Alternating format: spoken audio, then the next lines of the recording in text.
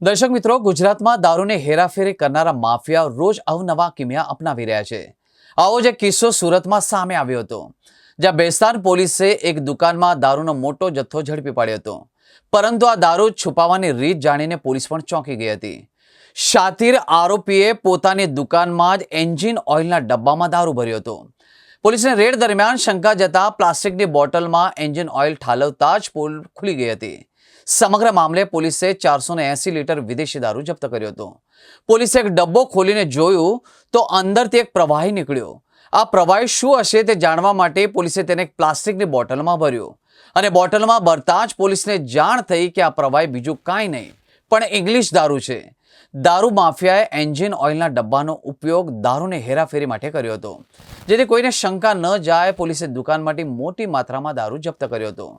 પોલીસે એક પછી એક તમામ બોક્સની તપાસ કરી હતી અને પોલીસ તપાસમાં દુકાનમાંથી કુલ 30 બોક્સ મળી આવ્યા હતા।